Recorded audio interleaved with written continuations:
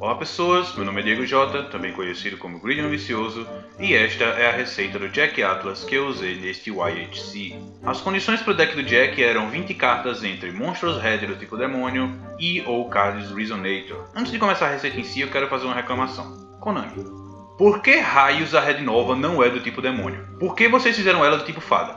É só pra não poder usar ela pro desafio, né? Malditos. Mas enfim, eu falei pra vocês que vocês ainda veriam decks de Red Demon a dar com pau nesse canal, né? E aqui tá mais um.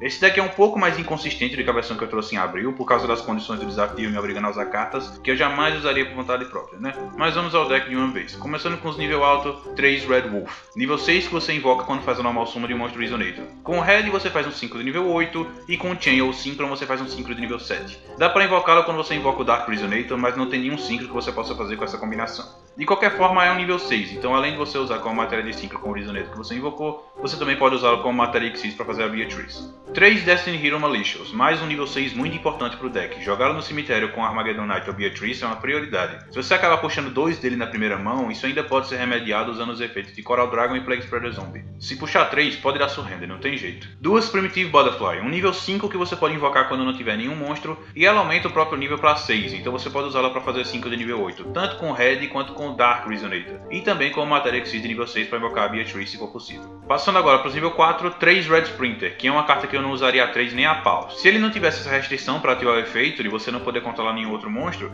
ele seria uma carta melhorzinha, mas como não é isso tudo. Mas ele pode ajudar a fazer 5 de nível 6 e 7, então não é tão ruim assim, só não é bom o suficiente para usar a 3. 3 Armageddon Knight, parte do combo principal do deck junto com o Red Resonator. Se você tiver Red Resonator e Armageddon Knight, você já pode invocar uma Beatrice e um Scarlight. Se você tiver junto um Synchron Resonator, esse Scarlight já vira um Abyss, então são combos que precisam de poucas cartas da sua mão e que criam campos relativamente sólidos. Vocês podem ver esses combos nos vídeos dos duelos. Um Red Gardener, essa é uma carta que eu não usaria de forma alguma, mas eu não ia enfiar mais um Resonator nesse deck no lugar porque o deck já está entupido de regulador, então já deu. Quando o oponente ativa um efeito enquanto eu controlo o monstro Red Demon, eu posso descartar essa carta e pelo resto do turno, monstros que eu controlo não podem ser destruídos por efeitos do oponente. É uma cartinha bem meh na minha opinião, mas enfim. Agora os reguladores, 3 Dark Resonator. Eu não usaria a 3 normalmente porque nesse deck é mais difícil de fazer synchros usando ele. Eu usei ele mais como uma ferramenta de stall, né, porque ele não é destruído em batalha uma vez por turno. 3 Red Resonator, esse sim, o regulador mais importante do deck, talvez em conjunto com Plague Spreader.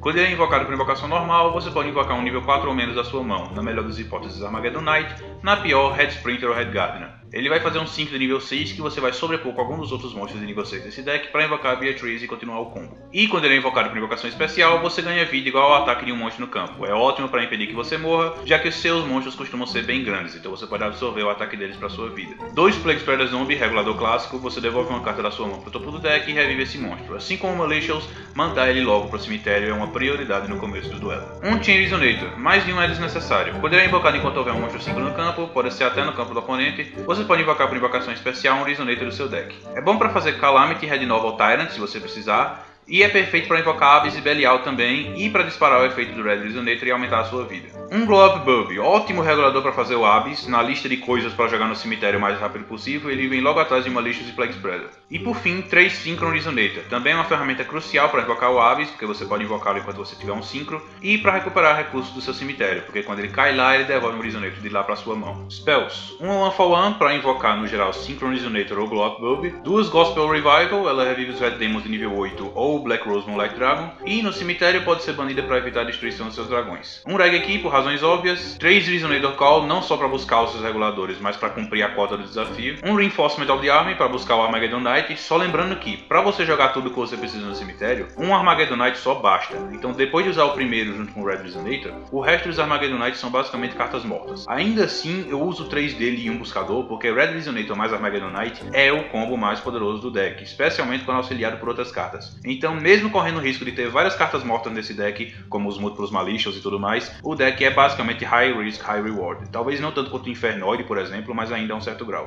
Um One Day of Peace para puxar e defender, o deck ficou entupido de monstros, então não tive espaço para traps, né? Uma Foolish Burial para jogar os monstros no cemitério, e 2 Twin Twisters para tirar back row. Deck adicional, um Mario ou Red Demon Calamity. Red Nova é legalzinho, mas eu preferi usar o Calamity porque ele trava o campo do oponente quando é invocado. Sim, Red Nova pode ficar com mais ataque do que ele, mas convenhamos que não tem muita coisa que 4500 de ataque pode pode matar que 4000 não possa. A não ser talvez Quasar, mas boa sorte invocando o Red Nova com Quasar no campo. No final das contas eu acabei nunca invocando o Calamity nesse torneio, então tanto faz. Os verdadeiros bosses do deck, porque Calamity é mais um bônus boss do que qualquer outra coisa, 2 Emario Red Demon Belial e 1 Emario Red Demon Abyss. Apesar de Abyss ser provavelmente mais importante, porque ele é uma ferramenta de controle e defesa, né, podendo negar uma carta virada pra cima por turno, eu resolvi colocar 2 Belial e 1 Abyss, porque o Belial pode reviver o Abyss caso ele morra, né, e 2 nível 10 em campo é um ótimo cenário em um deck tão agressivo que causa tanto dano quanto Red Demon. E os efeitos deles de invocarem reguladores quando causam dano de batalha também são ótimos. E os 3 Red Demon de nível 8 que eu uso nesse deck, 2 Scarlight Red Demon e 1 Emario Red Demon. Eu não arrumei espaço pro Red Demon original aqui, mas eu acho que eu também não usaria mesmo se eu tivesse espaço. Eu uso 1 Emario porque às vezes tem coisas maiores que 3000 de ataque que eu preciso matar,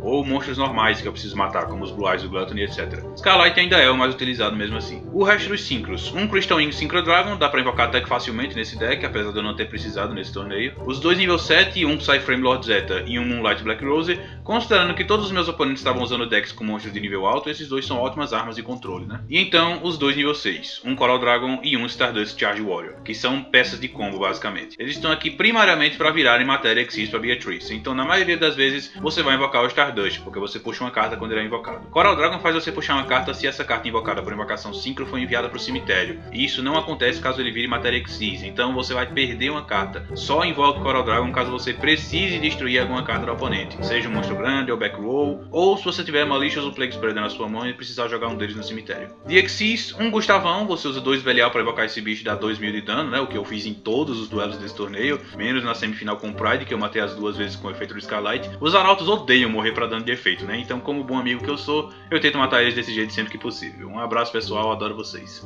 Uma Beatrice, responsável junto com Armageddonite, Foolish Burial e às vezes Coral Dragon, por jogar os monstros que você precisa no cemitério, parte indispensável do combo desse deck, né. E por fim, um Dante Pilgrim of the Burning Abyss, para ser usado caso a Beatrice morra. 2800 de ataque, não pode ser alvo de efeito do oponente, e quando morre leva uma carta da mão do oponente. É um belo plano B, se me perguntar.